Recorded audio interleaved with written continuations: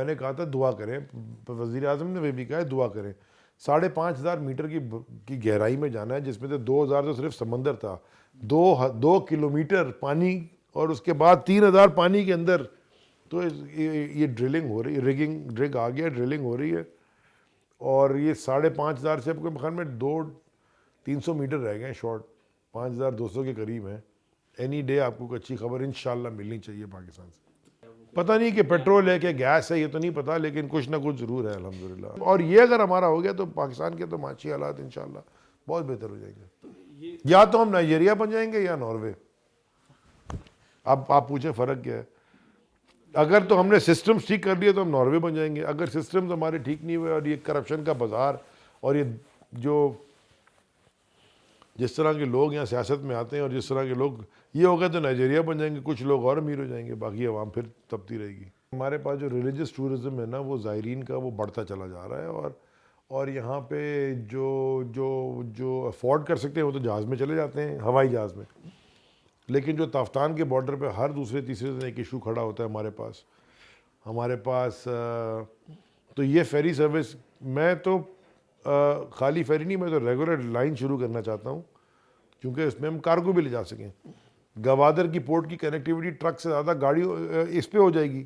وہ جو ادھر سے جہاز ادھر کارگو آف کریں گے کراچی کا, یا کراچی سے جو شپ کرنا ہے ہم کارگو اٹھا کے لے کے گوادر اتار دیں گے cargo, and then we can have passengers also, جن کو ہم پہلے بندر عباس اتارے ہیں, پھر بعد میں ہم دبئی بھی شروع کر سکتے ہیں, عمان بھی.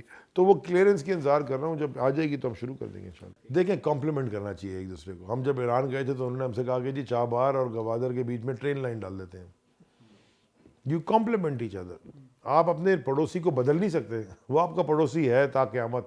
جس ملک میں اتنی 1,080 کلومیٹر خوبصورت کوسٹ لائن ہو, ایسے ملکوں کو وہ لون لیا نہیں کرتے, وہ لون دینے والے ملک بن سکتے ہیں, بشرطے کہ ان کے اوپر صحیح طرح اس کوسٹ لائن پہ کام کیا جائے. افسوس ہے مجھے یہ کہنا پڑتا ہے کہ کسی نے کانسیپٹ سمجھا نہیں کہ یہ ہے کیا, پورٹس اینڈ شپنگ کی کیا ڈیپتھ ہے. یہ پاکستان کی سب سے امپورٹنٹ وزارت بن سکتی ہے اور ہونی چاہیے, کیونکہ جیسے ایگریکلچر اکانومی کے ایک لفظ ہے, اور انڈسٹریل اکانومی ہوتی ہے, ڈیجیٹل اکانومی ہوتی ہے, ویسے ایک چیز ہوتی ہے بلو اکانومی. بلو اکانومی ہوتی ہے جو کوسٹل بیلٹ آپ کی ڈرائیو, جس سے آپ ڈرائیو کرتے ہیں, گلوبلی وہ $23 ٹریلین کے اوپر پہنچ گئی ہے, اور ہم نے اس کا ابھی تک ہم نے کیپچر ہی نہیں کیا وہ مارکیٹ.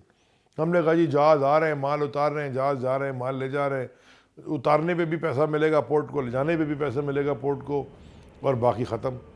وہ جو پناما لیکس ہے نا, اس میں آف شور کمپنیز کا ذکر ہو گیا تھا اور بہت سارے لوگوں کو پتہ چل گیا, اور بہت سارے لوگوں نے یہاں سے پیسہ لے جا کے دبئی میں بھی پراپرٹیز خریدی ہیں. بہت ساروں کے اپنے نام پہ ہیں, بہت ساروں نے ایمنسٹی میں ڈکلیئر کی, پچھلی جو آئی تھی ٹیکس جو بھی فائن وائن بھرا, بہت ساروں نے ڈکلیئر نہیں کی. اسی طرح کے وہاں جبل علی فری زون بھی ہے, اور جبل علی فری زون میں بھی بہت ساروں نے آف شور کمپنیاں بنائی ہوئی ہیں اور اس کے اندر پراپرٹیاں خریدی ہوئی ہیں. جبل علی آف شور کو کوئی کیمن آئلینڈ اون کرتی ہے, کیمن آئلینڈ کو کوئی BVI اون کرتی ہے, اور وہ پتہ نہیں چلتا کس کی ہے, امبریلا کے اوپر امبریلا ہے یا لیئر کے اوپر لیئر ہے.